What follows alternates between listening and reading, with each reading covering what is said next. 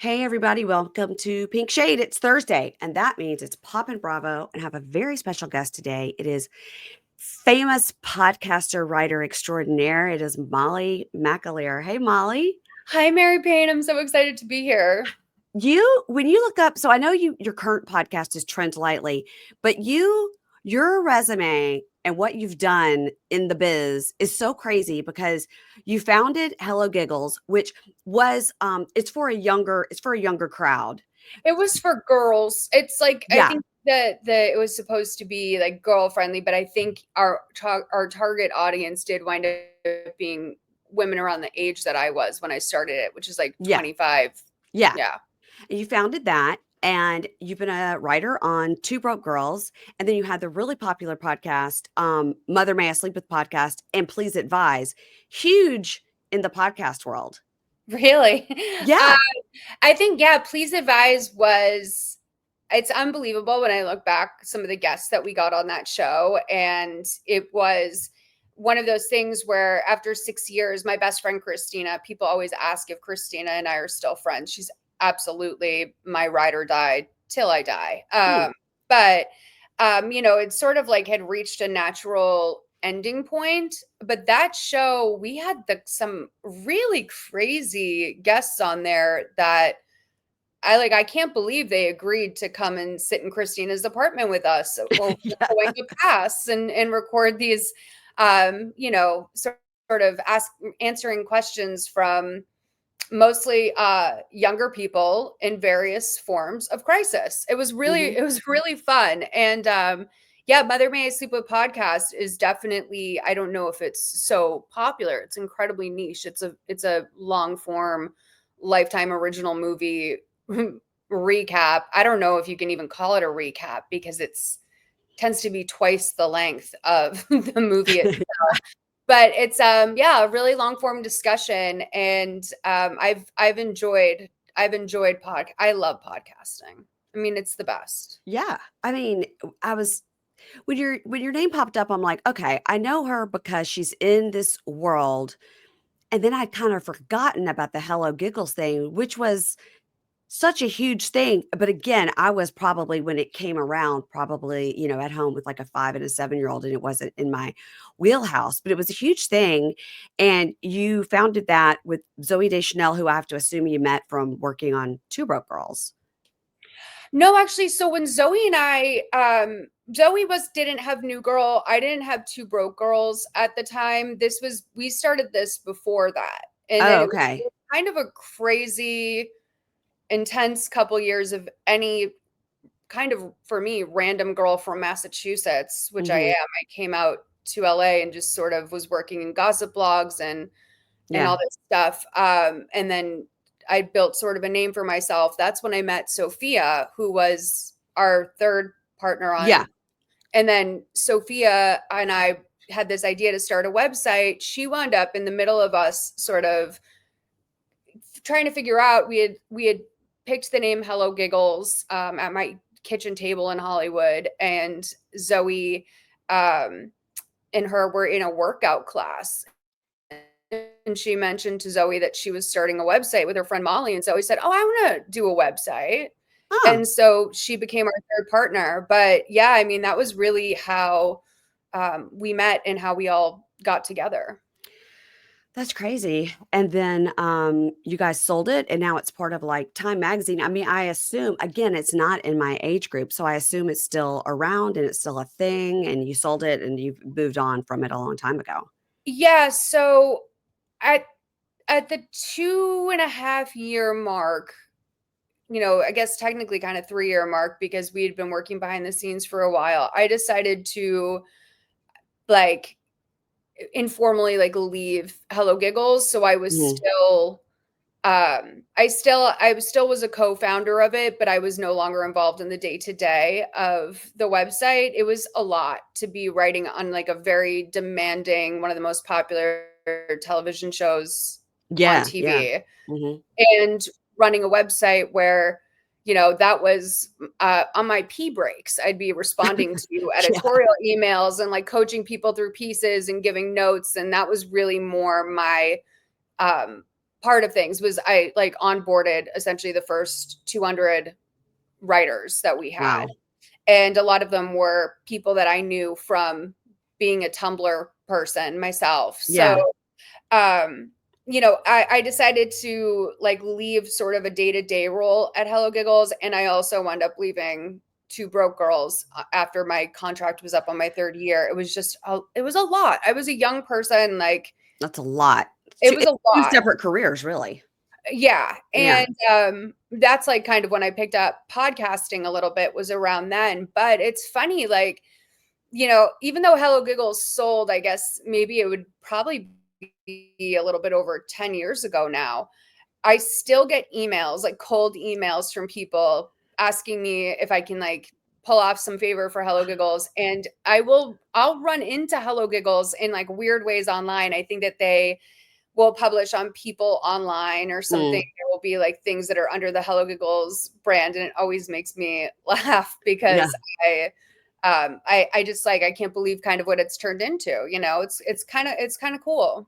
It's very cool. It's very cool because you're young and you've got all this stuff under your belt. And now, okay, now tell me, like, Solid Listen Network is your network. So you have a podcast network I that just you're, felt I needed to put a name on something that I had yeah, been doing for a while, like sort of just like a little tile or a shed for everything yeah, that I was doing and anyone that I thought was like great that I wanted to work with underneath one banner. It made more sense than just sort of not having a title for it. And so that's what I've been doing for the last few years. I am starting a little something on the side though, even outside of Solid Listen, which is where I'm going to be recapping and making commentary on and writing blog entries and articles on the Karen Reed case out of Massachusetts, my home okay, state, which is like yeah, a really big case. And I am, I believe, one of the few people who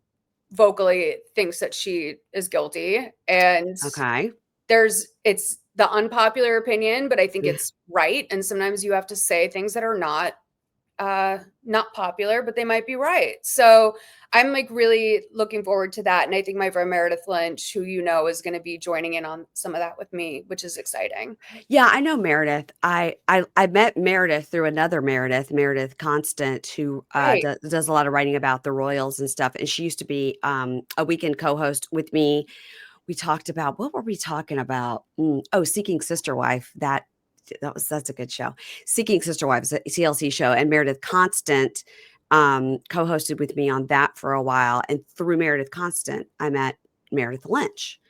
And I think she's been on at least once. I enjoyed her a lot. She's very smart, very smart. Meredith's great. And I have been meaning to meet Meredith Constant for a while. I like appreciate anyone that can take on the insanity of the royal family, Yeah, especially, I believe she's like a big Meghan supporter, and Meghan needs our support, yeah. absolutely. But yeah, Meredith is great. She's like been a great friend that I have met through TikTok. We randomly went to the same pediatrician as children, and Wow. like, it was so weird because after we connected, she had grown up in a town adjacent to where I grew up, Lexington, Massachusetts, and Okay. she came online one day and made a video and tagged me. And one of the first things she said was, "Oh, like maybe we shared a doctor at Lexington Pediatrics," and like the blood drained from my body because I was like, how does she know where I went to the doctor as a baby? And it just turns out that we have like a life of overlaps, and we're doing now a live show on May 8th in Los Angeles at West Side Comedy with our friend Vanderpump Robs. I don't know if you know Yeah, Vanderpump. yeah, I do. Uh-huh. Yeah. But it's called Friends Only, and we're also bringing it to Boston in June. So I would love to encourage people to come out to see the three of us there. But yeah, yeah, so many great people in the mix now, and I'm so excited to meet you finally. I know. We have people in common, so it's always interesting in this world. We were just talking about Ben and Ronnie from Crappens, we both know, and I think the more you talk, and then of course, I did interrogate you about Karen Kilgariff, who everybody that listens here knows that I'm obsessed with, and met and acted real weird, but there's still hope. there's still hope I that don't think you're that weird. I know, I don't think you were that. I want you to be relieved of any sort of grief you feel about that. I think I just do what a lot of podcasters do, and that's the reason we became podcasters is that you talk too much. So Right. I did that thing where I was just like, "Blah, blah, blah, blah, blah, blah," and then not taking a breath and not waiting for an answer, and just like I had to get it all out. And then that immediately I have regret and feel shame. Like, why can't I just shut up for a second and act like a regular person? But at the end of it, she took a picture and I felt so weird. I was like, I shouldn't touch her. Like that's she's Karen. I shouldn't. But she was like, let's get a picture. She's like If leaning she in and initiated a picture, I feel yeah. like that's good. I mean, she also might have the, like, Taylor Swift effect of, um, just knowing that people probably do wanna take a picture. I'm sorry, is my video, like, continuously It's glitching? glitching, but the audio is still going, and then, like, you're freezing and then coming back in, so I think it's alright because now you're back. How strange. I don't sorry if I'm talking shop, That's alright. too much, but yeah, that's so strange. But no, I think that you probably did great. I Well, think you really here's did. hoping. I've got an email out, we'll see. Um, okay, now we're here to talk about pop culture and Bravo, and you did watch a lot of Bravo for this, which I appreciate because you definitely didn't have to. But have you gotten a gander at all on the Baldwins? Okay, no, but I feel like I have through osmosis. Okay, yes. I hear a little lots of bits and bobs, and this is like my little fun fact for people who have heard me talk about this before. I apologize, but I almost wound up being Hilaria's classmate at Cambridge School of Weston. That was like between two private schools that my mom wanted to send me to when I was a freshman, and I would have been in school with her in Massachusetts. And I totally, I'm now I look back, I was kind of bummed because Cambridge School of Weston was like the earthy, crunchy school, and I thought I'd be weird if I went there. Yeah. Now I realize my life was cut short. I could have known Ilaria Baldwin. Hillary at the time. Sure. Yeah, yeah. That is fascinating. You could have been one of those people that they interviewed, like, "When you knew her, did she have an accent?" And you would say, "No, she did not, because she's from Mhm. Boston." I'd be doing exclusives. Yeah, I think so. Mhm. The show is good. I like it because, I mean, I think just most people in the world like Alec Baldwin. He's funny. You know, he's a little self-deprecating, and she sort of makes fun of him as well, as we see on social media. And I think they're a wonderful couple, and, I think it's a chaotic show. Do you really think they're a wonderful couple? I do. Okay, tell me about this because that is a hot take, Mary Payne. I have heard everyone say that, like, it's a mess. Like, she's mean to him. She thinks he's Yeah. bullied. And I don't, I'm big on being like, he's probably not. I never believe people when people are like, oh, his wife's terrible. I never believe people about that because I'm like, she's probably great and you're reading it wrong. I'm fascinated that you're the one person I've heard say, you don't think she bullies him. I think it's all for this is our shtick. Yeah. He's allergic to cats, so I got 4 cats. Like, he hates the dogs, so I got 4 dogs, and, like, "Oh, it's funny because 'cause we're gonna put all the cats in the car with dad."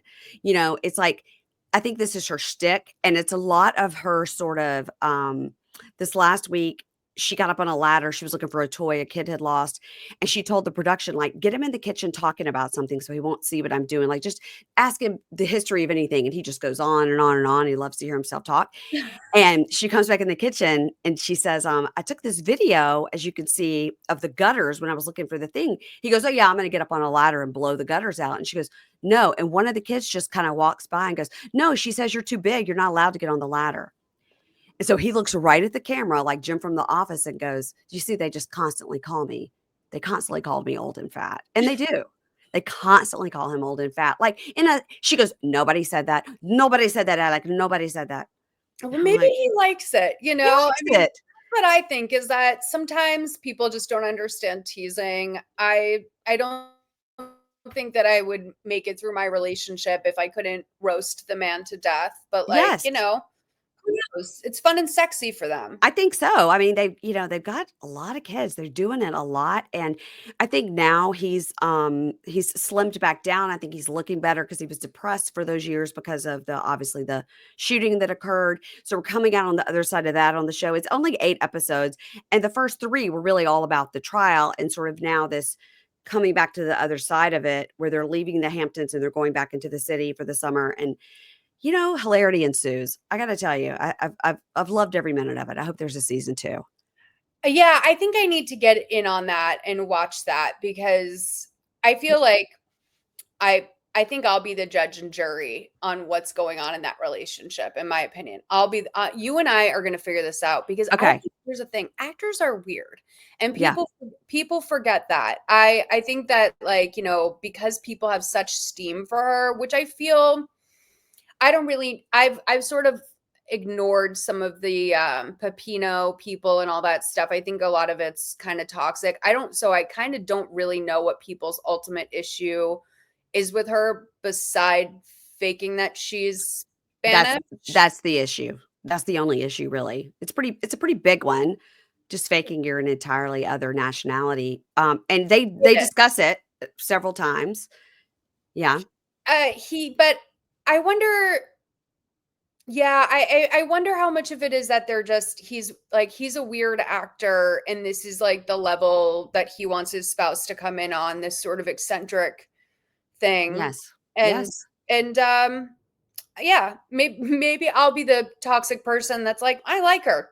I think that you will watch it and you will say to me, "You know what? I think you're right. I think they're making this work. I think that they're just weird enough to be together." This week we had his assistant on, and that I always love to get the assistant because I myself have been an assistant many times, and I that's where you get all the information. And she came on, she was like, "Yeah, I'm just part of the family. We're just here. I have to send him a Microsoft Word calendar every night at 8 p.m. Even though it's a living document that changes constantly, he wants it every night at 8 p.m. in a Microsoft Word format, and he won't do it on his phone. So every night at 8 p.m. is when he finds out what the next day is, and then it's changed 3 times. Does But it because it comes to the top of his email probably. he just wants it in a Microsoft Word document. He It's doesn't want so it on his calendar. He doesn't want it on the calendar on his phone at all. Yeah, he is an old man. You know what I mean? He Yeah. wants his old man Yeah. comforts. Yeah. Absolutely. God bless. Yeah, I enjoy all of it, so I would, 10 out of 10 recommend. I think this coming week will be, next week will be the finale. So, all right, speaking of that, did you I mean, you have to say yes, you watch White Lotus. So Molly, I don't like the way this is going already. I know, Mary Payne, I told you I was gonna be your foreign exchange student during this episode. Like, I very much have joined the family for the summer here, I feel. I've watched a lot of it through TikTok. I'll say that, Sure, sure. which is maybe not the best way to consume a television show, but I am a fan of the series, and I think that, it's great. I'm really happy that a show like this exists. Yeah. Okay, so you haven't watched season 3 at all? Well, I've told you I've watched quite a bit of it through TikTok. No, I need you to sit down with your Okay. HBO Max and just Okay. go all the way through. Okay, Yeah, I I will. need you to. I try to avoid spoilers, although at this point, Yellow Jackets, were you watching that? Did you watch it at all the first season was incredible. I'm so sorry. I just Wow. I'm so sorry. I feel like a flop. I watched some Real Housewives for you. Yes, I yes, yes, yes. the Spectrum recently. I went to college with one of the guys on the Valley. I keep Okay, Vanderpump Rules. I know okay. Cruz's autism diagnosis just dropped. I That know happened today, yeah. I'm in the universe. I apologize. Like I think Well, no, I'm just trying to find out because if you did watch Yellow Jackets, we could talk about, but if you didn't, then I'm not gonna say anything. I've got people that I will text about Yellow Jackets, and I'll just kinda say, like, "What'd you think at the end of the episode?" And they're like, "Not there yet. I'm leaving the chat. I'm leaving the chat." So I won't discuss it because season 1, incredible, like, White Lotus level, Sopranos level, incredible television. Season yeah. 2, maybe not so much. Season 3, they started bringing it around episode 4. So Is that the show that's like, is it a bit dystopian? a little bit because it's a girls soccer team and they have gone to some championship or something and they crash and it goes from the present time to back when they were there. So when they were teenagers stranded to the present time. And Mm, it's Melanie Linsky's in it and Juliette Lewis was in it last season love Melanie and Linsky. then Yeah. Christina Ricci. So it's got I mean, it's an incredible cast. Really Yeah. good. But so all right, that's on your list. Now, you said the Valley. All right, the Valley's coming up next week. Mhm. I'm going to be covering it. And who did you go to high school with from the Valley? Um, the one who's married to Janet, I went to college with him. Okay, the one who's married to Janet is Jason, Jason, yeah. and he's good friends with my friend Matt Marr, who has Reality Gaze podcast. Okay, The one that cool. I told you pulled me over to make me talk to Karen. Mhm. Yes. So now we have another crossover. It's so did you find Jason to be a hot delight? Because he's very good looking. I would say that's the extent of my interactions with Jason. He's a year older than me. He was friendly with my best friend Ed. They were always at the Plex together, like running into each other, working out. And you know, there was Boston College was very white. And so he was like really one of the few non-white people at Boston College. And he Yeah. was like and stunning. And like so he was very much like he caught everyone's eye. He was like definitely like a hot guy that everyone Yeah. Did knew he on meet Janet campus. at college or would they must have met afterwards in LA maybe? No, I assume they met in LA. To me, it's so interesting that someone who went to BC like is on Bravo, to be honest, because like BC is so away. It's such a certain way that you are. Like I'm kind of a freak for being online and for someone being someone who like posted my face on YouTube back in the day. Like I think Yeah. I'm kind of considered like a freak. So it's really interesting to see people on Bravo now. Maybe you're not such a freak if you appear on Bravo now, but like for a very long time, that's sort of how I always thought of the Vanderpump Rules cast when they first started as well. Yeah. Like, oh, these are people I would never interact with, but they absolutely exist in my city. So it's Didn't Andy Cohen go to Boston College? he went to BU. That's different. Yeah, but it's like not. I mean, there's Yeah. allegedly a rivalry there, but like yeah, it's Okay. and it's same but different. Same. Yeah. Boston, Boston. Boston is Boston. Okay. So did you watch season 1 of The Valley then? I did watch most of it. Yeah.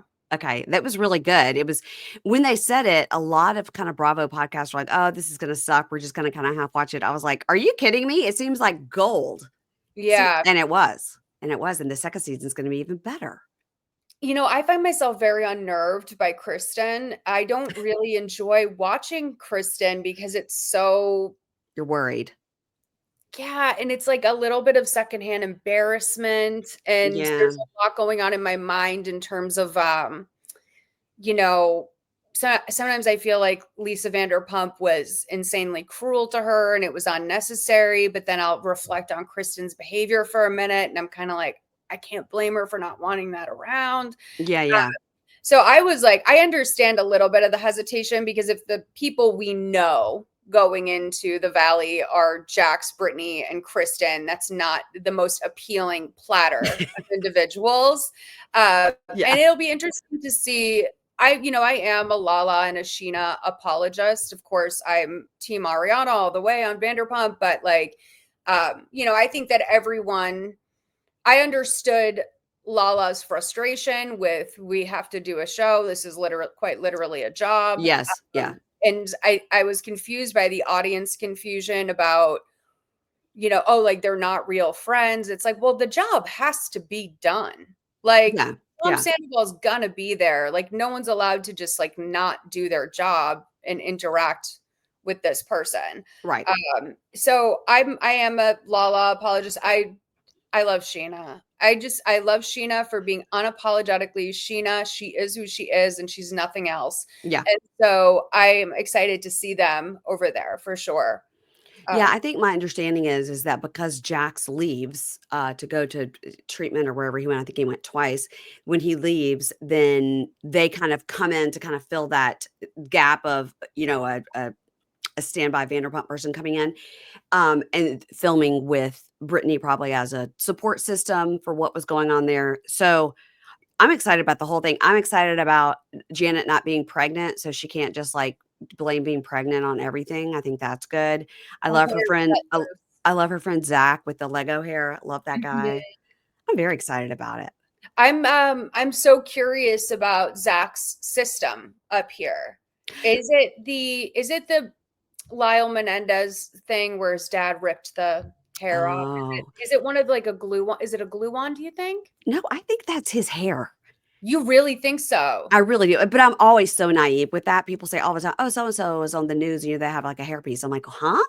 I never know, but I really do think that's his hair because I think it's so extreme that it has to just be he has so much hair. That's what he has to do with it. Mary Payne, it's so funny that you say that about wigs because I cannot clock a wig to save my life. Like, I think Yeah. everything just grew directly out of a person's head. I think Yeah. every hairstyle is 100% achievable. Like, I think there was like, I remember the day, I think like my brain chemistry changed the day that I realized someone like Jennifer Aniston was wearing extensions. Like, I had no idea what was going on with Yeah. I've never put an extension in my head ever, but I'm like, maybe I should get into it. I did have the beaded extensions once when I was younger. It was for like a web series I was doing where Yeah. I was going around and doing all these different things. And one was I just really wanted a weave. I like felt like I needed to have one. So I did the ones where they fuse They like in sew it chunks. in. No, it was like individual beads that Uh-huh. were sort of it's real human hair, and then individual beads are one by one sort of like sealed onto your hair. And it was and that was probably what like Jennifer Aniston was getting, for example, where it was Okay. just really seamlessly in your hair. There was no track, or if you put them up they weren't separated or anything like that. But How did it it was feel? When you washed your hair, did it feel okay? Like I'm always like the washing and I'm gonna like tangle it. it was a full 8-hour process. And this, like, I think, if now they might have like a team of two working on you if you were doing that, but this was just me in a salon on Melrose. It was like paid for, obviously, because I think it was probably an $800+ like treatment that I had gotten at the time. Wow. And yeah, it was randomly Justine Bateman was my producer for that Okay. show. And like, we have different beliefs, so I just want to put that out there. Like, I don't Mhm. know what's going on with that, but She's like, she's a bit off the rails these days.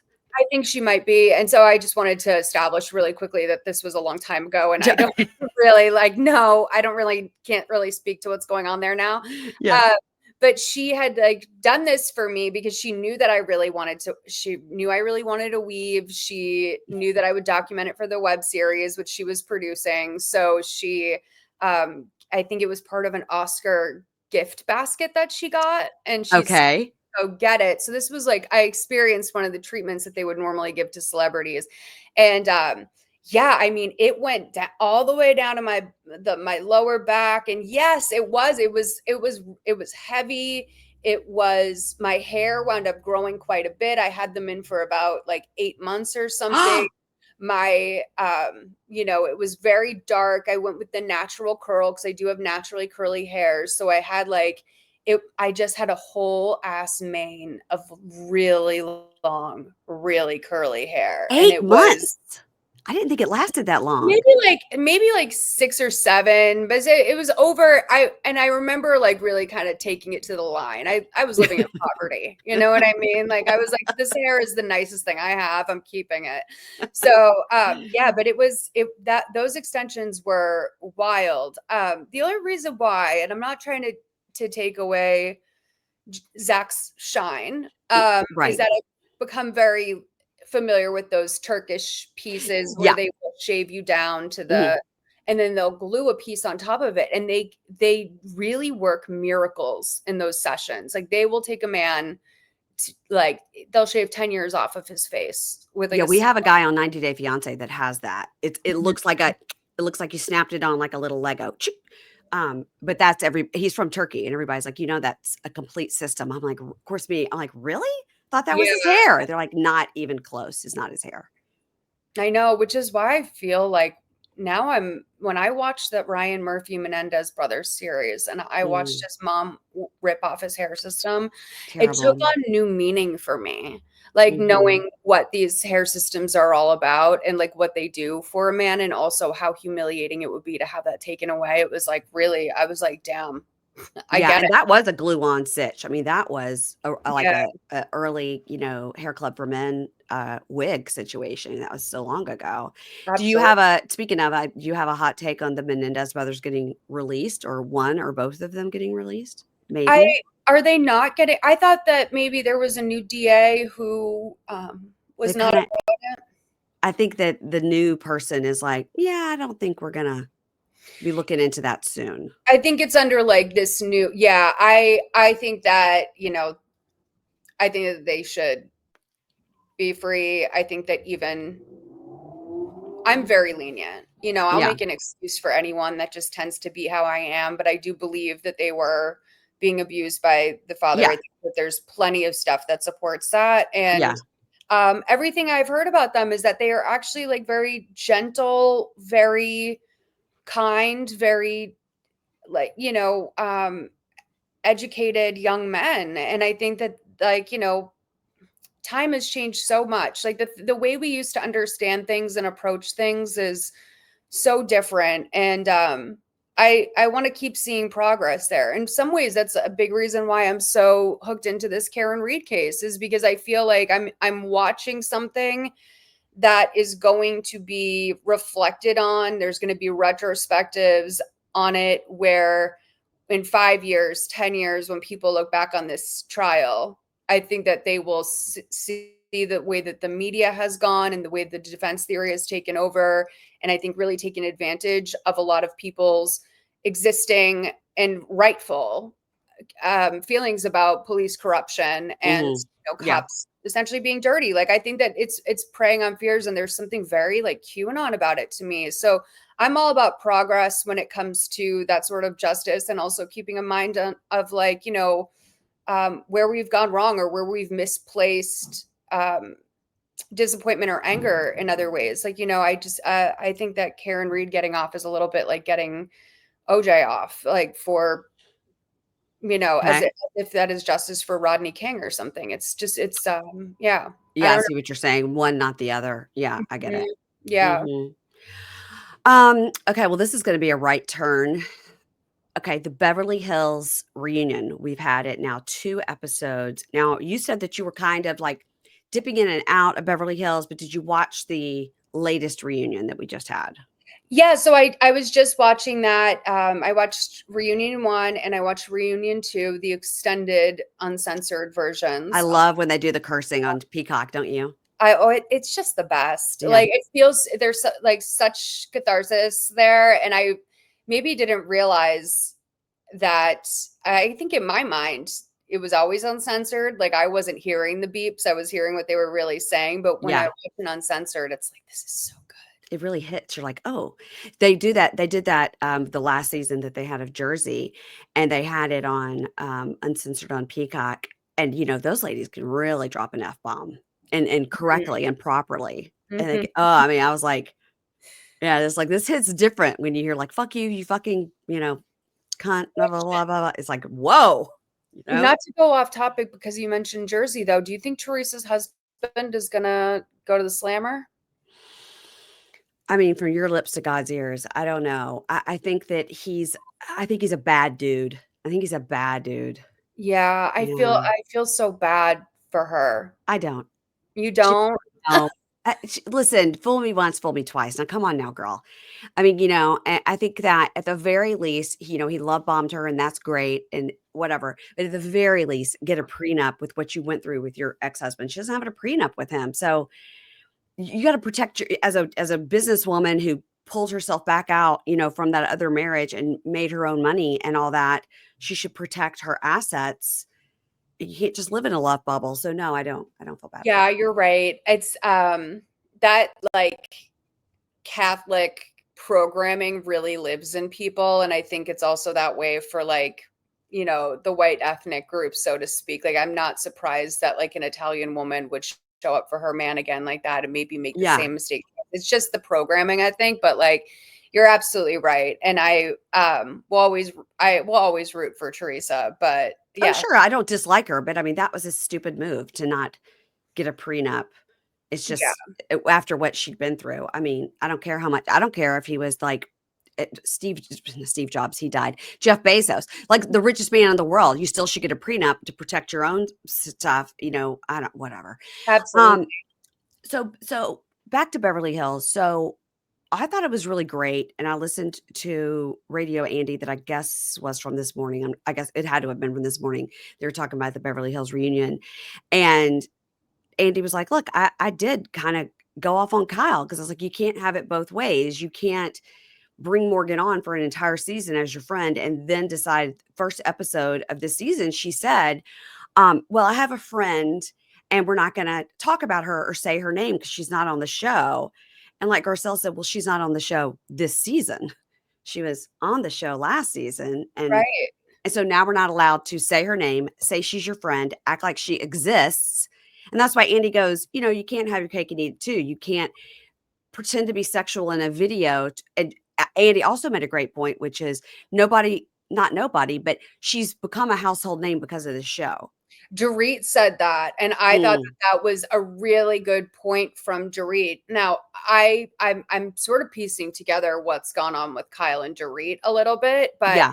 I you know, this Morgan Wade thing is fascinating to me. I don't really know if I care so much if Kyle and well, maybe I do care if Kyle and Morgan are But now you care more because it's been so like we can't talk about it. So now it makes you care more. Where she would have yes, said it, you wouldn't give a shit at all. it's bizarre. Yeah. It's super bizarre. Yeah, I mean, I think that anytime a housewife is sort of covering up maybe what they don't want to talk about on the show, I think they're in the wrong venue for that. And I think that the things that have been revealed that people want to keep off the show are always so dark and ugly when we find out, you know, like I think Yeah. classic example like Taylor Armstrong in some ways like to me it's whatever it is you're keeping off the show is all the more reason why we should know. Like, why Yeah. are you being protective of this? Do you know this conspiracy theory about Kyle and Morgan that maybe Morgan might be Kyle's sponsor for For a being sober. yeah, her sobriety like coach or partner? Okay. So who cares? But Well, I don't well, think maybe that could be a reason why they don't want to discuss that. I think, but I mean, I think it's much more likely that they're just I don't think somebody who has an active music career who tours around the world can be a sobriety partner for somebody else. Do you know what I mean? That wouldn't make sense. People that are sobriety partners, that's their full-time job. You can't also be like a traveling musician. And, you know, and I think that Kyle has said very clearly that she never felt she had a drinking problem. And my husband is 10 years sober, so I know of which I speak. I right. think To him. I thank you to him. Yes, I'll give him. Yeah. I mean, Thank yeah, you for, you know, like yeah, it's a lot to be a partner to, to someone who's in recovery sometimes. it Yeah. is. And so it's nuanced on this show, and we talk about people's addictions or drinking or whatever on these shows a lot. And for me, it's always interesting coming at it from the side of like I've seen it, you know. Sure. And no, I think Kyle has said flat out, like, no, I never said I had a drinking problem. I just decided for health reasons to stop. And then I realized I felt really good. And so there's no reason to start back. And I think she was very embarrassed by some of her behavior on the show and watching it Sure. back and decided to make this change. And I think it all sort of coincided with that sort of opened her eyes to maybe what was really happening in her marriage and the way she had just sort of let things slide, you You're so know? smart. You're so right. That's a really good way to think of it. I mean, Yeah. you know, I mean, in terms of maybe being a sponsor or something, I don't know if that's a full-time job, but you do bring up a really good point about maybe a touring musician not being in the ideal position to do that. Right. And I know that Kyle has also been touring with Morgan a little bit. Yeah. I mean, they're really together. Do you think this is the thing that I don't know they would say on Bravo, but that I think could be true? Do you think there's a part of it where Morgan doesn't want to be associated with Bravo because it can be a bit of a punchline. Like it's really hard to get something off the ground or sorry, maybe maintain something when you can be pointed out on a Bravo show as like a freak. Like for Yeah. example, I don't think someone like Tom Sandoval could ever have a realistic music career. Someone like James Kennedy will always be, it will, I don't know how many organic fans he has for Right. just being a DJ. You don't necessarily want your concerts to be BravoCon. It takes on, Mhm. it's a lot of volatility and stuff like that. Do you think that maybe that's why she doesn't? I think probably after that season that she was on there as, Kyle's friend, that she was like, "Oh, okay, this is not what I want." Now, I don't know, do you know, Brandy Howard and Julie Goldman? Brandy and Yeah. Julie? Okay.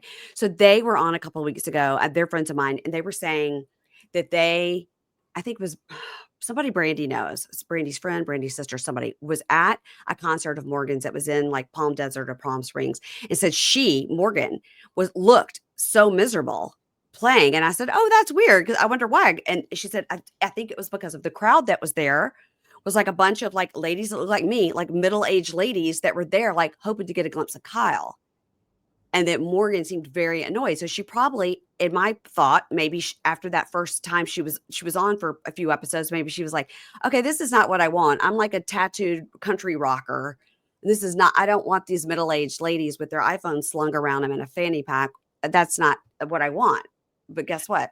They're still buying tickets, Well, you that's the thing know? is that, like, one thing I always say about Bravo is like it's a great business to be in because people will show up and they love to spend money. Bravo fans spend money. Yep. Bravo fans are loyal. They will go to, and I mean this in like a nice way, even though it's like it typically not use this expression this way. Like they'll go to an opening of an envelope if Yeah. the envelope has been kissed by LVP. Like Bravo fans will do anything to continue to be a part of the universe, and Yeah. so I think that, Morgan might see that as I could see why maybe as a musician, you might consider that to be like a low quality fan because they're in through a side door and Yeah. might not actually continue to be like patrons of her music once she's dropped from something like Real Housewives of Beverly Hills. And also the Bravo crowd can really turn on people. Oh, yeah. Yeah. Like if Yeah. they decide that, there were people who were genuinely going to Tom Sandoval's gigs before, like, he was really a laughing stock because they want to be around that Bravo energy. But Yeah. then he, things went sideways for him with Scandoval, by his own doing. There was still big crowds out to see him, but they were people that hated him. And I wonder if that's Oh, what yeah. Morgan's afraid of a little bit. And it probably is scarier for her as a gay woman in that space, to be because there's a lot of intrigue around Kyle's sexuality, but like there's also so much at the same time like misogyny I think in sometimes the Bravo fan base, and I think that maybe she's more vulnerable to that like as a gay woman, but I don't know. I think Kyle's handling it in such a weird Mhm. way. I do too. I think, and the thing to me is not even weird about the relationship is not that it's like 2 women, or that she's to me, it's that Morgan is the age of her daughter. To me, I'm like, "Oh, Right. why?" To me, that's the weirder thing. Like, I don't really have anything I mean, I'm 56. I don't really have a lot in common with somebody in my daughter's age range, in their 20s. I just don't. So, I that's to didn't me is realize, interesting dynamic.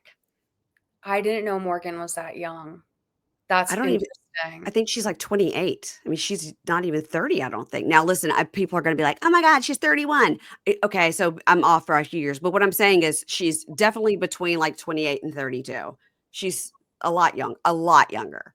That's interesting. I had no idea. Yeah, that does make it feel a little more seedy. And I'm big on age gap friendships, generally Sure. speaking, but there's so much. Yeah, there's quite a bit behind this that Kyle sort of downplaying it, maybe not saying the exact reason why, is kind of again sort of feeding into this thing, and it's only going to bring more drama into it. I thought And her explanations were really strange. yeah, and they're like, "Oh, because you brought her up, did you get in trouble?" And then she's like, "Okay, so I didn't get in trouble."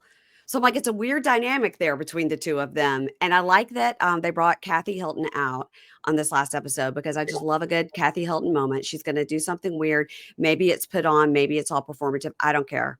I'm still here for it. I find her to be the wacky grandmother that we all need, and I fucking love Jennifer Weird. Tilly. Love Jennifer Tilly. I'm obsessed with Jennifer Tilly. Kathy is weird, bit or not. Like, I think I think the fact that it could be a bit makes it even weirder. Weirder. Or Yeah, that she's kind of strange, yeah. because what a character to pick. I actually don't see her behavior as like neutralizing or like so odd that you assume she's innocent. Like, I think that type of behavior is very quite obviously deceptive, and she does seem like someone that I would be very careful around. Yeah. Jennifer Tilly, what a blast. Like, Yeah. she is what a fun, this is like a fun rich person's hobby for her, which is what I think Real Housewives should be. I Yeah. do have soft spots for the Brandies of the world, like the people who are doing this because they need a check. Yeah. I know it's so problematic that I have a soft spot for Brandy Glanville, I but have a soft spot for Brandy Glanville too. I do. I can never get over the introduction when Kim and Kyle bullied her and they took her crutch. That, I think, earned a real fan in me for sure. Like, especially as someone who is socially awkward, like has my own neurodivergence, and sort of I'm always like, wait a minute, like, you guys are being mean. Like, I always feel like I'm Yeah. realizing after the fact that someone's been mean to me, and sometimes it'll take me like a month to figure it out. I'm like, But "Wait, I think they were making fun of me. I thought we no. were friends, but I guess not." Oh, Yeah. like the whole thing was a joke. Oh, okay. So Yeah. at my expense. Oh, okay. Yeah, yeah, yeah. So that's the thing with Brandy. Like, I kind of just like, you win a loyal fan in me when I see something like that. And to me, that always told me exactly who Kim and Kyle were, like the level they came in on, that sort of exclusivity. I consider there to be like this ongoing war that no one really often identifies, which is between people that are nepo babies and people who have made it in their own right. And Mm, I think that someone like Brandy is someone that people who are nepo babies, who feel they were like born into this, they always will other people like that and look down on them. And mm. so I like that someone like Jennifer Tilly, who really so doesn't need this and so doesn't need to be there, will come in and just have fun with it. Why not? I love her. I love she's just like, "You know what? We're gonna be here for a while. I'm gonna have a snack. I don't give a shit." I like on the beach when they were, when she was trying to talk to, Dorit about, a settlement and dividing stuff with PK. And she said, when I was getting my divorce, I found out, my husband had $700,000. And so they were going to try to give me half of it. And so I just thought, wait, I need a lawyer. And so Kyle goes, "So you got more than that?" And she goes, "I got a piece of the Simpsons." And Kyle's like, "Oh, yeah." I mean, her wealth level is Kathy Hilton level, um, probably more. I think It's in perpetuity, because Simpsons is never going to go away. yeah, I mean, if she, I mean, I, a piece of The Simpsons is beyond, because it goes past any sort of like syndication or all that. It's beyond that. It's like she owns a portion of I'm sure, like the image and likeness of all of these characters. Yeah. And it, like, I can't think of anything that's more, really, it's like one of those true modern American things that's just iconography. Like, it's everywhere. You can put a Yep. Simpson anywhere and everywhere, and people will buy it and people will be happy to see it. It's like a weird demented Disney offshoot in some ways. Yeah. So I No, they I have a whole Simpsons world at Universal. They have the whole town and everything there. You can go to the pub. It's like a whole thing at Universal Studios. Yeah, she definitely has, I think she definitely has more than Kathy, That's especially since wild. they've been cut out of when they were cut out of the Hilton fortune or whatever. Yeah, I feel like she's loaded. I was, those net worth websites aren't worth anything. Like they're just completely made up. But Yeah. if you had to guess, what do you think she's has?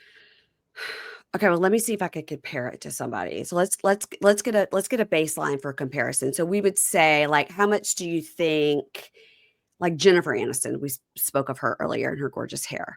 How much do you think she's worth? And then I'll go from that. Oh, I would guess Jenny Ann is worth probably, I mean, with investments, I would not be surprised if she was worth like in the area of 400 million. Okay. That's what I'm thinking. I'm thinking like triple figures, million. And she's doing fine. And she has a really good hair product, Lola V. Like my husband likes the hair Is it paste. good? Yeah. My I husband was would, looking at it the other day and I thought, don't be a sucker, Molly. Like she doesn't use this shampoo, like yeah, the way. yeah, yeah. Yeah. I But don't know if she does or she doesn't, but we had it for like 1 or 2 episodes as a sponsor. And so they sent a box. And so my husband likes a hair paste. I mean, I couldn't, I mean, but he likes like a hair paste, like put in his hair. oh And so I yeah. gave it to him. And after he was done, he goes, Kid, are you going to get more of this like for free or should we buy it? I go, I could just buy it for you. But no, it was only like a 2 episode sponsor. But he has me continuing to buy it for him. He loves it. Oh, that's great. I Okay. know. Well, yeah, no, Listen, I think she's worth a lot. And I think that a you star think, like her is doing ads in like Japan. And I think that yes, that's a lot of money. Like she definitely has very long money. And that friend, I can't even imagine a what friend's money. this pulls in. Yeah. Okay, so we've got that. All right, so that's kind of our base. I would say Jennifer Tilly then is probably worth. Are we gonna say billion? Are we gonna say she's worth $1 billion? Are we gonna No. say 800 million? Yeah, I would guess somewhere in that area. I mean, her jewelry purchases are insane. Insane. I was very fascinated by her having that belt necklace and like the amount. She said Yes. she had a safety deposit vault Well, because at Andy was like, just to make sure nobody goes to your house, or she's got 3 houses in right. LA. Like nobody goes to her. She goes, no, no, no, it's in a vault. So I guess she just needs something. She just heads over to the vault, puts it on, goes to her event, heads back to the vault. Hope she I mean, doesn't but have it in that's her something house. like, like crazy rich Asians or Saudi money or something to have a vault at the bank. Like, we all heard about the boxes or Yeah. whatever, but the idea The of a 2 whole keys in the box. Yeah. yeah, I'm fascinated by that, and she seems very down to earth for someone who has that much money. You know, she Yeah. there's something very accessible and real about her, and I'm sure, probably wouldn't behoove someone to walk up to her and treat her like a friend at lunch, but I think that like she's for someone who has that amount of money, she seems very approachable. And she's very, I think, kind of self-deprecating and funny about it, and she talks about the money, which I like. I like if you've got a lot of money, let's just don't pretend that you don't. Let's it's part of what's happening. Now did you watch the a new episode of Real Housewives of Atlanta? This was a good one for you to watch because it's a new season. I think it's only 4 or 5 episodes. And if you haven't watched it in a long time, you saw some familiar faces, but there's like 4 new people on the cast, which is a huge it's like a soft relaunch. Yeah, so I kind of stopped watching Atlanta. I'm such a baby now that I look back on it, but I think I dipped out because I think I thought like the stuff around Kim's cancer was kind of mean. So that would be like season 2 of the show. Okay, well, you've missed a lot. You've missed a Right, no, lot. I've missed a lot. But, I was really intrigued by this group. They were all kind of new to me. I mean, I'm from the years of She by Sheree, et cetera. Yeah, yeah, So love Sheree. this was a wild episode. I could not believe that this was the end of a cast member being on the show. So the thing is, okay, so Kenya, who's been on the show for a very long time, like she's in the zeitgeist, like you know who Kenya is, whether you're watching the show or not. Um, for her to open this hair salon, so there's this whole iconic thing that happened a few years ago where somebody else had a party and it was Marlo Hampton had a party and she had a product for edges, like under your wig, edges. She had an Yeah. edges thing. So she's having a party because there's always a party for something. So she had a party for that. And Kenya had a hair care brand that literally is in Target, CVS. Like you could find it. It's a Sure. product that you could, it's a tangible thing that Kenya has called Kenya Moore Hair Care. I see it all the time at CVS. It makes me happy because like when Portia walked up to the party and was going, Kenya Moore Hair Care. That's because Kenya had a marching band march into Marlo Hampton's party for her hair product, chanting about her hair product. Oh, Kenya that's Moore Hair Care. amazing. Kenya. So that's why everybody says it now. It's Okay. stuck in the zeitgeist. So for her to have this dream, and she's had this product for 10 years, it's very successful. For her to have this dream to have a salon in Atlanta where ladies will want to come because Yeah. it's beautifully done and she's an icon in Atlanta of this community, and to have this and dedicate it to her daughter. She wants to have a legacy for her daughter who she had this terrible ex-husband, Yeah. and to do all that and it to be such a beautiful thing and then pull out these posters of another cast member giving a blowjob. Like, what are we doing? I cannot imagine I can't imagine what would put someone in the mental space where Yeah, they would ever go to Kinko's or whatever and print out. I don't even know who I was wondering who the hell printed this? on a poster. Yeah, Where did she get the poster board? Because, like, I mean, does she own an in-house printing place? Like, who would even do something who would like that? agree to do it? Yeah, But I mean, it is so for aggressively illegal to do that, but also aggressively cruel. And I just did not. I think maybe what I was missing was some context on what the hell she did to her because, right.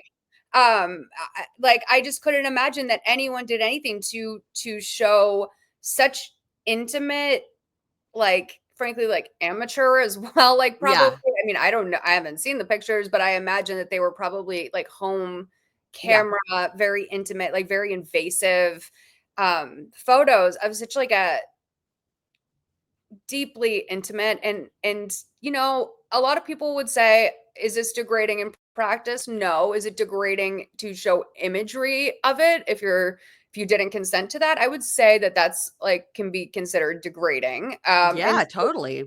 that particular act is it's just yeah, so I could not I need to know from you. This is where please lead me through America, your country.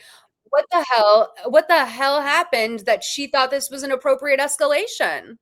It's wild because I've seen interviews that Kenya has done where she explained that she felt very, very threatened by Brit. So she felt, and she went to production and said, "This girl is threatening me. I feel threatened." And production did nothing about it. Now, why then she thought this was the way to fix it instead of just like the verbal sparring like they do. What happened was when she first met her at Shamia's house, Shamia had a $9 million house. It was the second largest real estate um purchase in Atlanta like 5 years ago. Like Shamia's Wow. husband is like does HVAC for airports and like stadiums. HVAC Okay. is money, honey. Yeah. She was like, I wish I could say he was a Nigerian prince, but literally it's HVAC.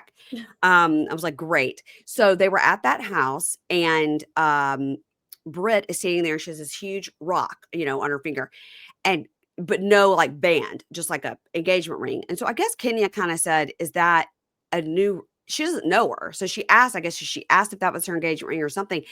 And Britt kind of rudely was like, "It's my second one. My man got me a second ring." And she goes, "Oh, like is this your second marriage? Like I don't understand." And she's like, "No, I got a ring, and then my man gave me a second ring, and so like for an anniversary." And she's like, "Oh, okay.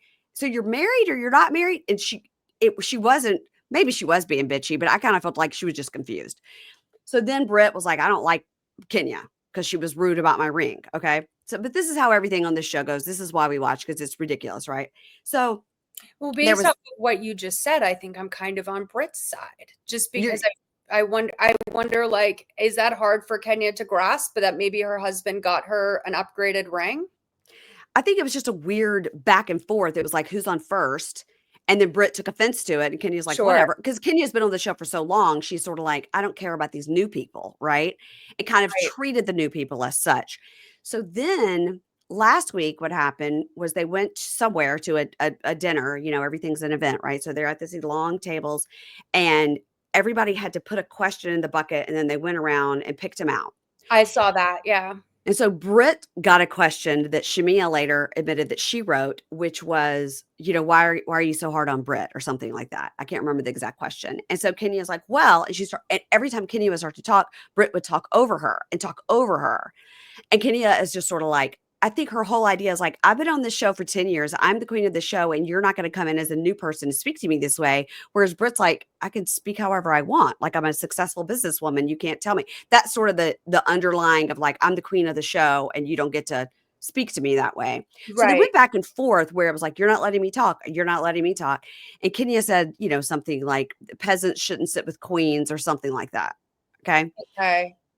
In the words of Dorinda Medley, like pigeons don't fly with eagles. It's the same Yeah, I idea. love Dorinda. Yeah, the same Yeah. pigeons can fly with eagles. Something like that. Something like that. So as they were leaving, okay, everybody's gathering up their gift bags and stuff. And so Kenya is saying, like, to Portia's giving her rides at your car. So Kenya is over here having a whole conversation with like getting your bag, probably like the production van, like who's going to take whatever. But over here is Britt talking to Kelly, who's the little short girl. She's the waffle queen. She has like a waffle restaurant. She's so cute. And she's saying to her, I can't believe she's just kind of talking smack under her breath. Like, I can't believe Kenya was saying all that shit to me, blah, blah. Kelly's like, don't worry about it. Like, oh, it's fine, whatever. Like, basically, we're new, chill out. Like, just maybe, but she was very, very heated. Britt was about Yeah. how she's very heated. So she started saying she should be lucky I don't have my pistol. If I had my pistol there, we would have a problem.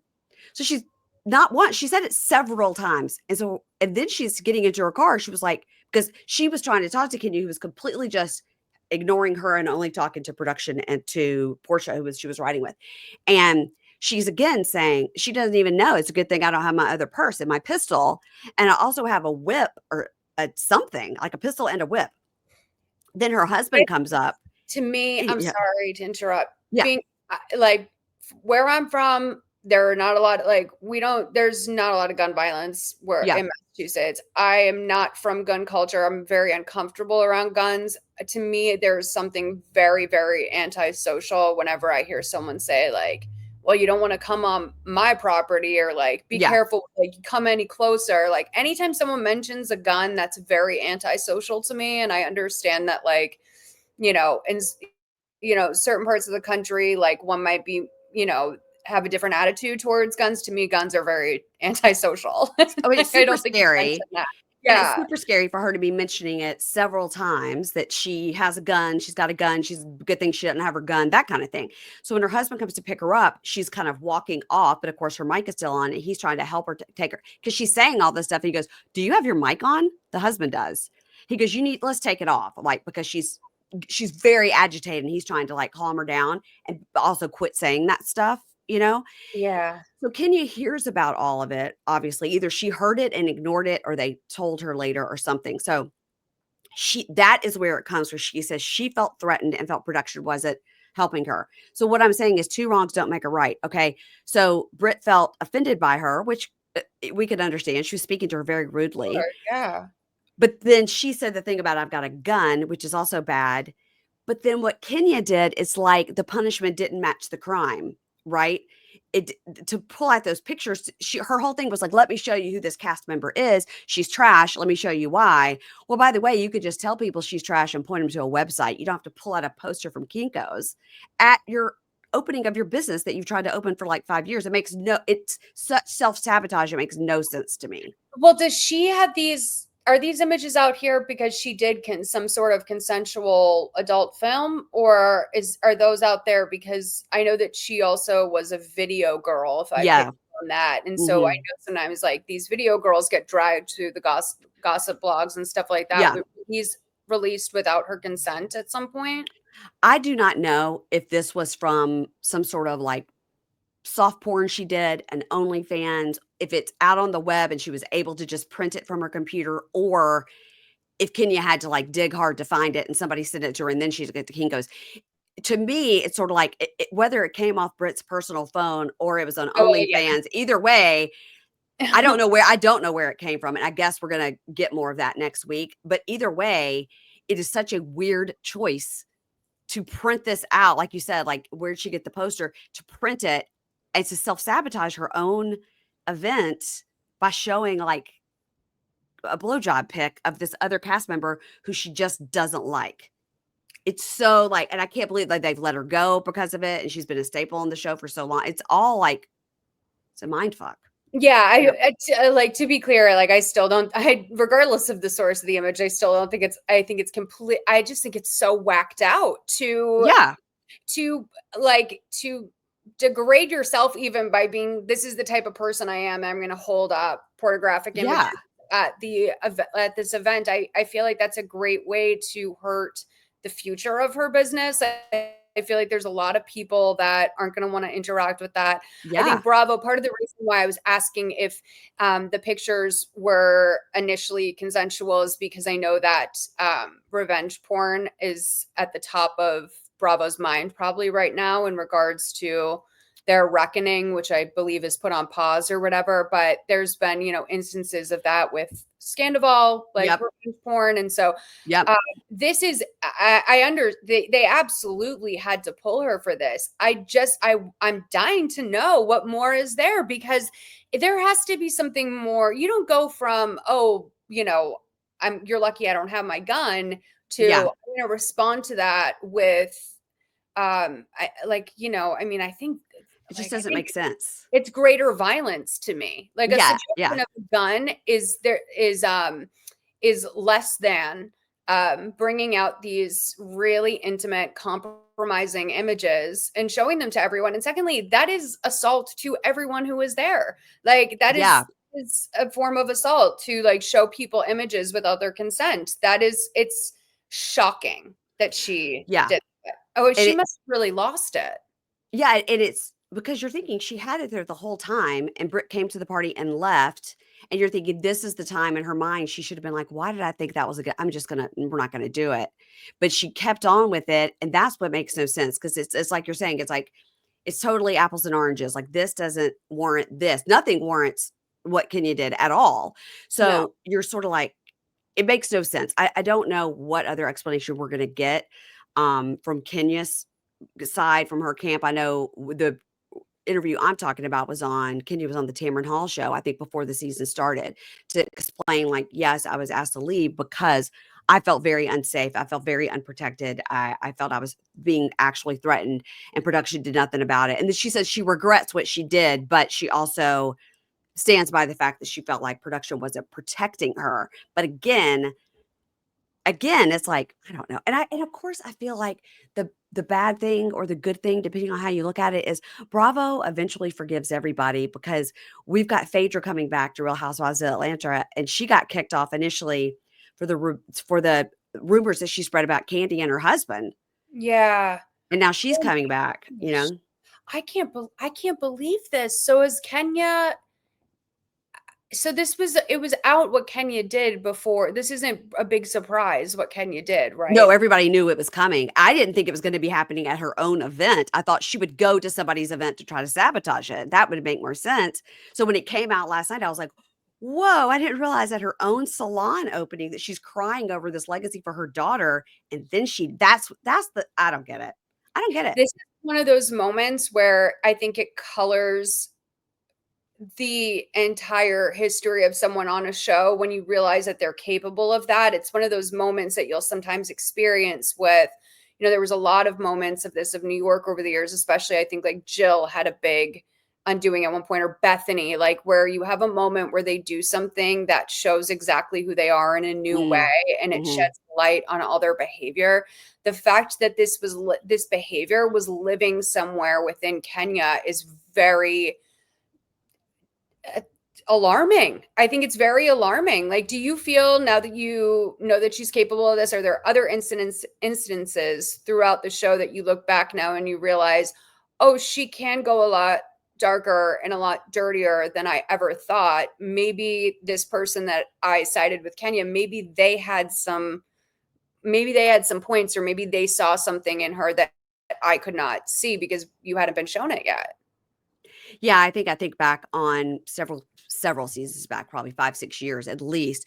One of Portia's first seasons, she and Kenya got into like a physical fight at the reunion because Kenya had a literal bullhorn, and when Portia would talk, she would turn that bullhorn towards her. And, Portia's like, "Oh my god, like, this is" so Portia, like, pulled her hair, like, threw her to the ground. It was really bad. It was very bad. And at the time, Portia got sidelined for a season or 2 because of that. It was really bad.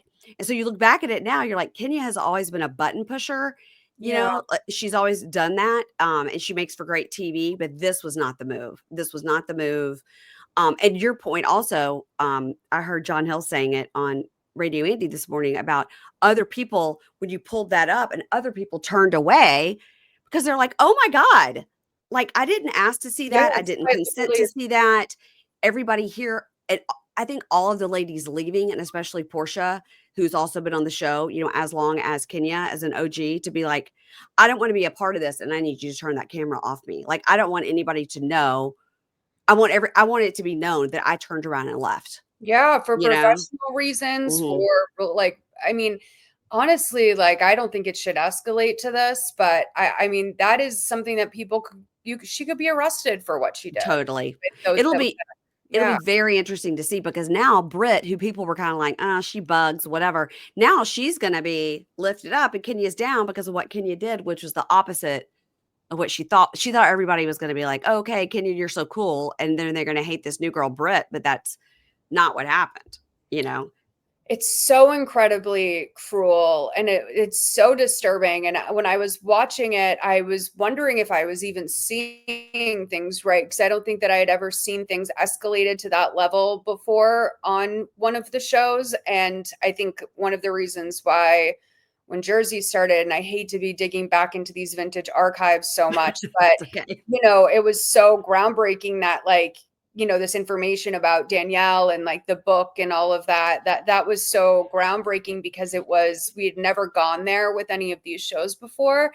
And like, I can't think of someone's personal business being aired out in such a way in so long. And this is just so like, it's so degrading. I can't believe that Kenya, who so many people like and so many people have nice things to say about and there's so many people who are loyal and all this stuff. It's really a game changer for her. I don't know how she plans to move about the rest of her life with this out there. I think it's very interesting that she wasn't showing more contrition for those actions on Tamron Hall when she had the opportunity to get ahead of it. Maybe it was just saving face. Maybe she really doesn't believe that there's anything wrong with what she did.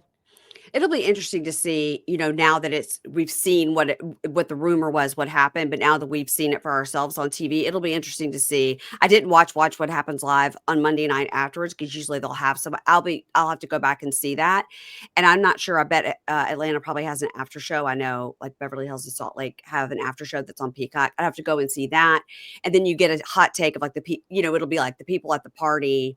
The other cast members that maybe weren't a part of that storyline will sort of give their opinion. So I'll be interested to see how it plays out. And so now I think that my legacy here is that I've gotten you now to watch Real Housewives of Atlanta. Oh no, absolutely. I'm Now back. you're in. Now No, you're I in. mean, like, now that the thing is that I sometimes am like, now that I'm back in it because I've watched this book for you, like, Yeah. Mhm. I am, and I feel like I still don't know enough. I wish I had studied better, but I was just so excited to talk to you that like, I realize I'm not the most with it guess that you could have had, but now it's unfortunately we've opened a new door for me where I'm going to have to watch this to completion. Yeah. So please, Mary Payne, have me back because I'll be a student of it. Yeah. We'll have to come back towards the end of the season and have you back. And then you can tell me with the journey that we've been on with these ladies. Yeah.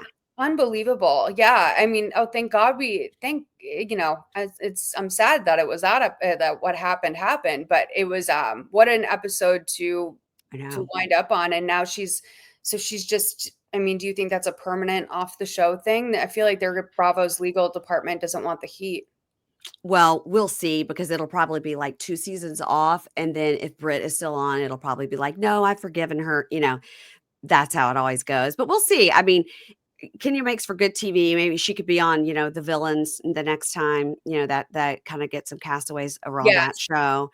I kind of watched the first season of that when Jax was on because I was interested. And then I watched a little bit of the second season. Teresa was on because I was interested in that. But then I was like, you know what, this is low even for me. Yeah, And I go pretty low. has she done Traders yet? Kenya was not on Traders. Phaedra was on season 1 of Traders, and she Yeah. was excellent. I watched that. She was great on that. That's how I really know Phaedra is from Traders. I thought she was awesome on She's there. really good on Real Housewives of Atlanta, but she also, and then she was on Married to Med for a bit, as like a spouse of somebody who worked in a hospital. I don't even know if they had any medical connection. I don't watch that show, but now she is coming back, and I think, I don't know, but I think it's a little bit of what we talked about earlier with Lala and Sheena coming in to sort of take the space of Jax. I think Got because it. Kenya as an OG is going off, they asked Phaedra if she would come on to fill in, and so that's good for us because Phaedra's very funny. Yeah. She's great. Oh my gosh. Wow. Well, I mean, what an episode that was. What an episode. Um, okay, so tell me again, tell the listeners about Trend Lightly, which is your current, which by the way, Trend Lightly and Solid Listen are great names of podcast and podcast Thank network. Those are you. great names. I do. I love naming things. I think that's I've heard that that's like one of the things I got from my dad, and I believe it. I love a good name. But Yeah.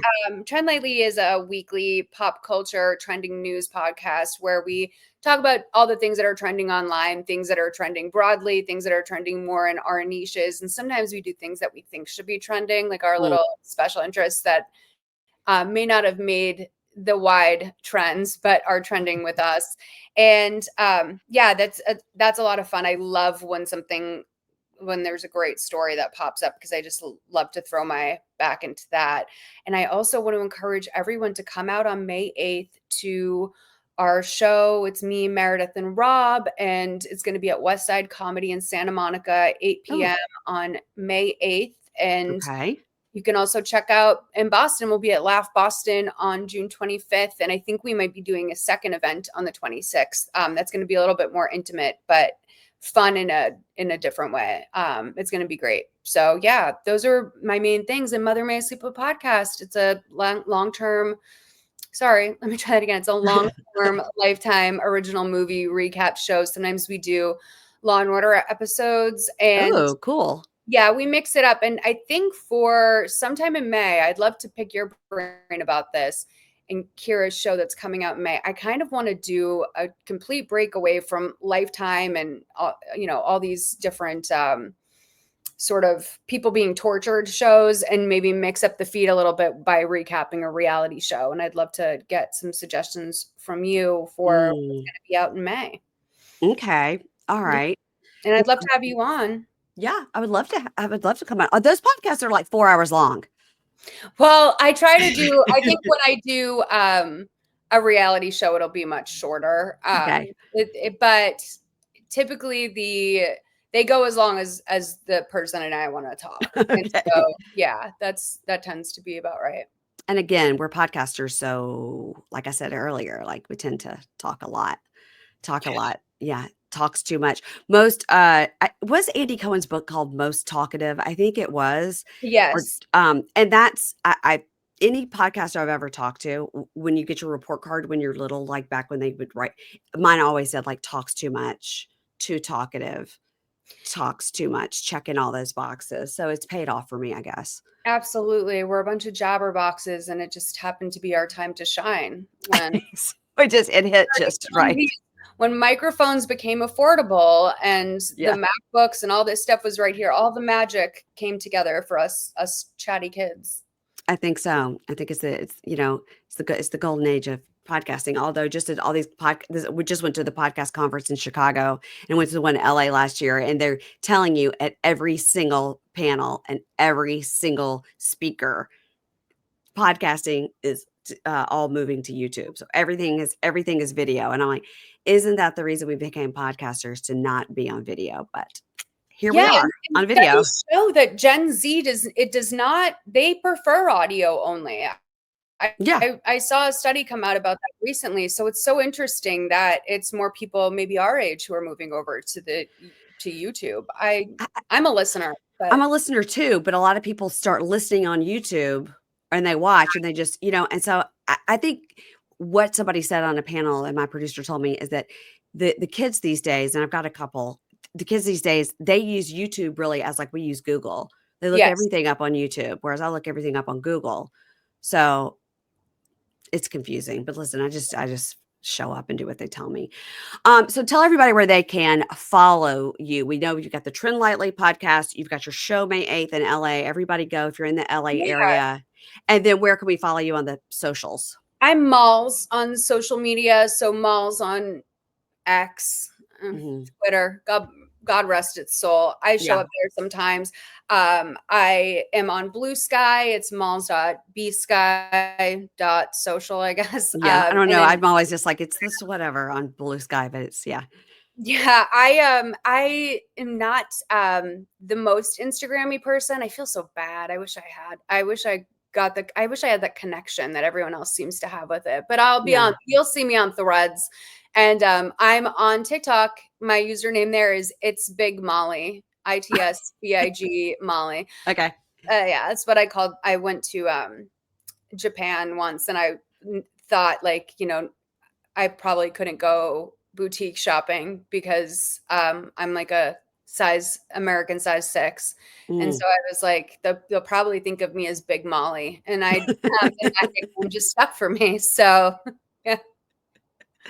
I love that. It's Big Molly. I'm a size 6. I'm a big girl. I mean, that's I'm only like crazy. 5'7", but I always feel, I don't know if anyone grew up like a little bit on the like, 5'7" side of things, like you feel gigantic and tall and very like, Yeah. Yeah. big. So Yeah. how tall are you? I'm 5'4.5", Yeah, but I say 5'5".